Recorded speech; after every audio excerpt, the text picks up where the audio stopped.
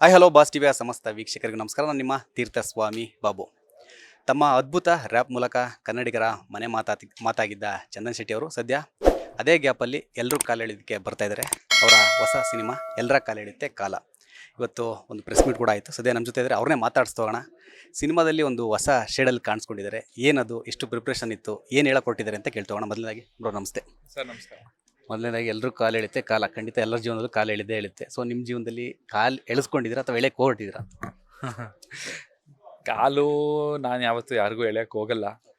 ಯಾಕಂತ ಹೇಳಿದ್ರೆ ಯಾವತ್ತು ನಾವೊಬ್ರು ಕಾಲು ಎಳಿತೀವಿ, ನಮ್ಮ ಕಾಲು ಎಳೆಯಕ್ಕೆ ಇನ್ನೊಂದು 10 ಜನ ಹಿಂದ್ಗಡೆ ನಿಂತಿರ್ತಾರೆ. ಸೊ ಹಾಗಾಗಿ ಆ ಕೆಲಸನ ಮಾಡಲ್ಲ. ಬಟ್ ಆದರೆ ಕಾಲ ಅನ್ನೋದಿದೆಯಲ್ಲ, ಅದು ಕಾಲು ಎಳೆದೇ ಎಳೆಯುತ್ತೆ. ಬಟ್ ನಾವು ಯಾವುದೇ ಕಾರಣಕ್ಕೂ ಕಾಲನ್ನ ನಾವು ಎಳಿಯೋಕ್ಕಾಗಲ್ಲ. ಸೊ ಅದಕ್ಕೆ ನೋಡಿ ಎಷ್ಟು ಪವರ್ಫುಲ್ಲು ಅದು ಕಾಲ ಅನ್ನೋದು. ಸೊ ಇದರಲ್ಲಿ ನಾವು ಯಾರ ಕಾಲು ಎಳೆದಿಲ್ಲ. ಈ ಟೈಟ್ಲ್ ಇಟ್ಟಾದ್ಮೇಲೆ ಎಲ್ಲ ಸೇರಿ ನಮ್ಮ ಕಾಲೇ ಎಳೆದು ಬಿಟ್ಟಿದೆ ಈ ಸಿನಿಮಾ ಇಲ್ಲಿವರೆಗೂ. ನೋಡೋಣ, ಆದ್ರೂ ಒಂದು ಒಳ್ಳೆ ವೈಬಿಂದ, ಒಂದು ಒಳ್ಳೆ ಪಾಸಿಟಿವ್ ಮನಸ್ಸಿಂದ ಏಪ್ರಿಲ್ 24ನೇ ತಾರೀಕು ಧೈರ್ಯ ಮಾಡಿ ನಮ್ಮ ಸಿನಿಮಾನ ತೊಗೊಂಡು ಥಿಯೇಟ್ರಿಗೆ ಬರ್ತಾ ಇದ್ದೀವಿ. ಸೊ ಒಂದು ಏನಂತಂದರೆ, ನೀವು ರ್ಯಾಪು, ಈ ಬಿಗ್ ಬಾಸ್, ರಿಯಾಲಿಟಿ ಶೋ ಈ ಥರದಲ್ಲಿ ಬ್ಯುಸಿ ಇದ್ರಿ. ಇದರ ನಡುವೆ ಹೀರೋ ಆಗಿ ಎಂಟ್ರಿ ಕೊಟ್ಟಿದ್ದೀರಾ. ಮತ್ತೇನಂತಂದರೆ ಲುಕ್ಕು ಕೂಡ ಚೇಂಜ್ ಇದೆ ಇದರಲ್ಲಿ. ಸೊ ಈ ಲುಕ್ ಬಗ್ಗೆ ಏನು ಹೇಳ್ತೀರಾ? ಏನು ಪ್ರಿಪ್ರೇಷನ್ ಇತ್ತು? ಮತ್ತು ಏನು ಅದೇ ಕತೆ ಸ್ಟೋರಿ ಅಥವಾ ಹಳ್ಳಿ ಸೊಗಡಿನ ಅಥವಾ ಸಿಟಿದ ಏನಾದ್ರು ಟ್ವಿಸ್ಟ್ ಇದೆಯಾ ಏನಂತ? ಈ ಲುಕ್ ಬಗ್ಗೆ ಹೇಳೋದಾದರೆ, ಅದೇ ಒಬ್ಬ ಕಾಲೇಜ್ ಲೆಕ್ಚರರ್ ಪಾತ್ರ ಮಾಡಿರೋದು. ಸೊ ಒಬ್ಬ ಕಾಲೇಜ್ ಲೆಕ್ಚರರ್ ಯಾವ ರೀತಿ ಕಾಣಿಸ್ತಾನೆ ಆ ಥರ ಇರಬೇಕು. ಕಾಲೇಜ್ ಲೆಕ್ಚರ್ ಅಂದರೆ ನೀಟಾಗಿ ಶೇವಿಂಗ್ ಎಲ್ಲ ಮಾಡಿಕೊಂಡು, ತಲೆ ಕೂದಲು ಬಾಚಿಕೊಂಡು ನೀಟಾಗಿ, ಸೊ ಆ ಥರ ಇರಬೇಕಾಗಿರೋ ಪರಿಸ್ಥಿತಿ. ನಾನು ನೋಡಿದ್ರೆ ಆಲ್ಬಮ್ ಮ್ಯೂಸಿಕ್ ವೀಡಿಯೋಸ್ಗಳಲ್ಲೆಲ್ಲ ನೋಡಿದ್ರೆ ನೀವು ನಾನು ಫುಲ್ ಸ್ಟೈಲಿಶಾಗಿ ಕಾಣಿಸ್ಕೋತೀನಿ. ಸೊ ಈ ಸಿನಿಮಾದಲ್ಲಿ ಈ ರೀತಿ ಒಂದು ಪಾತ್ರ ಈ ಕತೆ ಹೇಳಿದ್ರು ನನಗೆ. ಕತೆ ಹೇಳಿದ ತಕ್ಷಣ ನನಗೆ ಭಾಳ ಇಷ್ಟ ಆಗೋಯ್ತು. ಕತೆ ಚೆನ್ನಾಗಿದೆಯಲ್ಲ, ನಾನೇ ಮಾಡಬೇಕು ಈ ಥರ ಕತೆ ಮಾಡಬೇಕು ಲೈಫಲ್ಲಿ ಒಂದು ಸಲ ಅಂತ ಅನಿಸ್ಬಿಡ್ತು. ಆಮೇಲೆ ಯೋಚನೆ ಮಾಡಿದೆ, ಆದರೆ ಈ ಕತೆಗೆ ನಾನು ಹೆಂಗಿದ್ದೀನಿ ಆ ರೀತಿ ಆ ಸ್ಟೈಲಿಶ್ ಆಗಿರೋಕ್ಕಾಗಲ್ಲ. ಸೊ ನಾನು ಸಾಕಷ್ಟು ಬದಲಾವಣೆ ತಗೊಬರ್ಬೇಕು. ಆಮೇಲೆ ದಪ್ಪ ಆಗಬೇಕು, ನೀಟ್ ಶೇವ್ ಮಾಡಬೇಕು. ನಂಗೆ ಶೇವ್ ಮಾಡೋಕ್ಕೆ ಇಷ್ಟ ಇಲ್ಲ. ನಂಗೆ ಬಿಯರ್ಡೇ ಇಷ್ಟ ನನಗೆ ಯಾವಾಗ್ಲೂ. ಸೊ ನನಗೆ ಯಾವತ್ತೂ ನನಗೆ ಇಷ್ಟ ಇಲ್ಲ ಅದು. ಸೊ ನನಗಿಷ್ಟ ಇಲ್ಲದೆ ಇರೋದನ್ನು ನಾನು ಮಾಡ್ಬೋದಾ ಅನ್ನೋದು ಫಸ್ಟ್ ಕ್ವಶನ್ ಹಾಕ್ಕೊಂಡೆ ನಾನು. ಹೌದು, ಒಬ್ಬ ನಟ ಅಂತ ನೀನು ಆಗಬೇಕು ಅನ್ನೋದಾದರೆ ನಿನಗೆ ಏನು ಕೊಟ್ಟರು ನೀನು ಮಾಡಬೇಕು. ನೀವೊಬ್ಬ ಭಿಕ್ಷುಕನ ಪಾತ್ರ ಕೊಟ್ಟರು ನೀನು ಮಾಡಿದ್ರೆ ಸೈ ಅನ್ಸ್ಕೊಂಡ್ರೆ ಮಾತ್ರ ನೀನೊಬ್ಬ ನಟ ಆಗ್ತೀಯ. ನೀನು ಸ್ಟೈಲಿಶ್ ಆಗಿ ಭಿಕ್ಷುಕನ ಪಾತ್ರ ಮಾಡೋಕ್ಕಾಗಲ್ಲ. ಸೊ ಹಾಗಾಗಿ ನಾನು ತುಂಬ ಧೈರ್ಯ ಮಾಡಿದೆ, ತುಂಬ ಒಂದು ಯೋಚನೆ ಮಾಡಿ, ಇನ್ನು ನನ್ನ ಇಮೇಜಿಗೆ ಏನಾದರೂ ಡ್ಯಾಮೇಜ್ ಆಗುತ್ತೆ ಅಂತ ತುಂಬ ಯೋಚನೆ ಮಾಡಿದ್ದೀನಿ. ಸೊ ಬಟ್ ಅವೆಲ್ಲ ಯೋಚನೆ ಮಾಡಿ ಫೈನಲಿ ಇಲ್ಲ ಮಾಡು, ನಿನ್ನಲ್ಲಿ ಪ್ರತಿಭೆ ಇತ್ತು ಅಂತಂದರೆ ಜನ ಗುರ್ತಿಡಿತಾರೆ ಅಷ್ಟೇ. ಸೊ ಅಂದರೆ ಇತ್ತೀಚೆಗೆ ನೀವು ಹೀರೋ ಆಗಿ ಬರ್ತಾ ಇದ್ರೆ ಎಲ್ಲರೂ ಕಾಲ ಎಳೆಯುತ್ತೆ ಕಾಲ ರಿಲೀಸ್ ಆಗ್ತಾಯಿದೆ, ರೆಡಿ ಇದೆ. ಸೊ ಅದು ಓಕೆ. ಒಂದೇನಂತಂದರೆ ಇತ್ತೀಚೆಗೆ ಸ್ಯಾಂಡಲ್ವುಡ್ಡಲ್ಲಿ ಒಂದೇನಂತಂದರೆ ಕತೆ ಓರಿಯೆಂಟಲ್ಲಿ ಕತೆ ಚೆನ್ನಾಗಿರೋ ಸಿನಿಮಾ ಕೂಡ ರಿಲೀಸ್ ಆದರೆ ಒಂದು ವಾರ ಇರೋದು ಹೆಚ್ಚು. ಎಲ್ಲರೂ ಕೇಳ್ತಾರೆ ಮಲಯಾಳಂ ಥರ ಕತೆ ಇರಬೇಕು, ಅಂಥ ಸಿನಿಮಾ ಇದ್ರೆ 100 ಡೇಸ್ ಹೋಗುತ್ತೆ. ಯಾರು ಕೂಡ ಒಂದು ಆ್ಯಕ್ಷನ್ ಸಿನಿಮಾ ಕಡೆ ಹೋಗ್ತಿದ್ದಾರೆ, ಬಟ್ ಕತೆ ಇದ್ದರೆ ಅದನ್ನು ಕೂಡ ಗೆಲ್ಲಿಸ್ತಾರೆ ಅಂತ ಹೇಳ್ತಿದ್ದಾರೆ. ಸೊ ನೀವು ಇದಕ್ಕೆ ಏನು ಹೇಳ್ತೀರಾ ಅಂತ?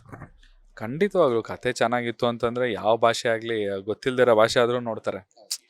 ಅದು ಯಾವ ಕೊರಿಯನ್ ಭಾಷೆ ಆದರೂ ಆಗಿರಲಿ, ಇನ್ನೊಂದು ಗೊತ್ತಿಲ್ಲದೆ ಇರೋ ಯಾವುದಾದ್ರೂ ಭಾಷೆ ಆಗಿರಲಿ, ಈಜಿಪ್ಟ್ ಭಾಷೆ ಆಗಿರಲಿ, ಸಿನಿಮಾ ಚೆನ್ನಾಗಿತ್ತು ಅಂತಂದರೆ ನೋಡ್ತಾರೆ. ಸೊ ಹಾಗಾಗಿ ಅದು ಭಾಷೆಯ ಇದರಲ್ಲಿ ಬರೋದಿಲ್ಲ, ಚೌಕಟ್ಟಲ್ಲಿ ಬರೋದಿಲ್ಲ ಅದು. ಸೊ ಡಬ್ಬಿಂಗ್ ಆಗಿರೋ ಸಿನಿಮಾಗಳು ನಾವು ನೋಡೋದಿಲ್ವ ಯಾವುದಾದ್ರು ಬೇರೆ ಭಾಷೆಗಳಲ್ಲಿ. ಸೊ ಹಾಗಾಗಿ ಕತೆ ಈಸ್ ವೆರಿ ಇಂಪಾರ್ಟೆಂಟ್. ಸಿನಿಮಾ ಅನ್ನೋದು ಒಂದು ಅತ್ಯಂತ ಕಷ್ಟಕರವಾದಂಥ ಕಲೆ. ಒಂದು ಸಿನಿಮಾನ ಒಬ್ಬ ಆಡಿಯನ್ಗೆ ಇಷ್ಟಪಡಿಸುವಂಥದ್ದು ಸಾಮಾನ್ಯ ಕೆಲಸ ಅಲ್ಲ. ಅದು ಇತ್ತೀಚಿನ ಟ್ರೆಂಡಲ್ಲಿ, ಜನ್ರೇಷನಲ್ಲಿ ನಿನ್ನ ಸಿನಿಮಾ, ನಿನ್ನ ಮೇಕಿಂಗು, ನೀನು ಹೇಳುವಂಥ ದಾಟಿ ಎಲ್ಲ ತುಂಬ ಚೆನ್ನಾಗಿರಬೇಕು.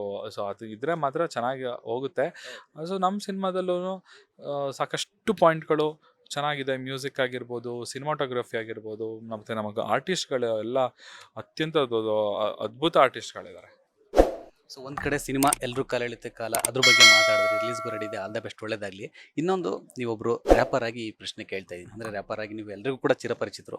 ಸೊ ಇತ್ತೀಚೆಗೆ ನಿಮ್ಮದು ಸ್ವಲ್ಪ ರ್ಯಾಪ್ ಕಮ್ಮಿ ಆಗ್ತಿದೆ, ರ್ಯಾಪ್ ಸಾಂಗ್ ಆಗಿರ್ಬೋದು, ಆಲ್ಬಮ್ ಸಾಂಗ್ ಆಗಿರ್ಬೋದು ಕಮ್ಮಿ ಆಗ್ತಿದೆ. ಅದ್ರ ಜೊತೆಗೆ ಬೇರೆ ರ್ಯಾಪರ್ಸ್ಗಳ ಒಂದು ಏನಂತಂದರೆ ಅದೊಂಥರ ಕ್ಲಾಶ್ ಅನ್ಬೋದು, ಇಲ್ಲ ವಾರ ಅದೇನೋ ಹೇಳ್ತಾರೆ, ನಿಮ್ಮ ಬ್ಯಾಟಲ್ ವಾರ ಥರ ಹೇಳ್ತಾರೆ ನಿಮ್ಮ ರ್ಯಾಪ್ ಭಾಷೆಯಲ್ಲಿ ಹೇಳೋದಾದ್ರೆ. ಸೊ ಇದು ಎಲ್ಲ ಲ್ಯಾಂಗ್ವೇಜಲ್ಲೂ ಇದೆ, ಇಂಟರ್ನ್ಯಾಷನಲ್ ಹಿಡಿದು ನ್ಯಾಷನಲ್ ಲೆವೆಲಿಂದ ಹಿಡಿದು ನಮ್ಮ ಸ್ಟೇಟಲ್ಲೂ ಕೂಡ ಇದೆ. ನಿಮಗೆ ಗೊತ್ತಿದೆಲ್ಲ, ಅಬ್ಸರ್ವ್ ಮಾಡ್ತಾರೆ. ಸೊ ಈ ಕಲ್ಚರ್ ಬೇಕಾ ಅಥವಾ ಇದರಿಂದ ಏನಾದರೂ ಉಪಯೋಗ ಇದೆಯಾ ಅಂತ? ಇಲ್ಲ, ಉಪಯೋಗ ಅವ್ರಿಗಿರುತ್ತೆ ಮೋಸ್ಟ್ಲಿ. ಅವ್ರು ಯಾಕೆ ಮಾಡ್ತಾರೆ ಅಂತ ಹೇಳಿದ್ರೆ ಅದರಿಂದ ಅವ್ರಿಗೆ ಏನೋ ಲಾಭ ಇದ್ದರೆ ಮಾತ್ರ ಮಾಡ್ತಾರೆ. ಸೊ ಯಾರು ಯಾವ ಕೆಲಸನೂ ಸುಮ್ಮನೆ ಮಾಡೋದಿಲ್ಲ. ಸೊ ಅದರಿಂದ ಏನಾದರೂ ಉಪಯೋಗ ಇತ್ತು, ಇಲ್ಲಾಂದರೆ ಅದರಿಂದ ಲಾಭ ಆಗ್ತಿದೆ, ಅದರಿಂದನೇ ಅವ್ರಿಗೆ ಏನಾದರೂ ಒಳ್ಳೇದಾಗ್ತಿದೆ ಅನ್ನಂಗಿದ್ರೆ ಮಾತ್ರ ಮಾಡ್ತಾರೆ. ಅದು ಅವ್ರವ್ರ ಇಷ್ಟ.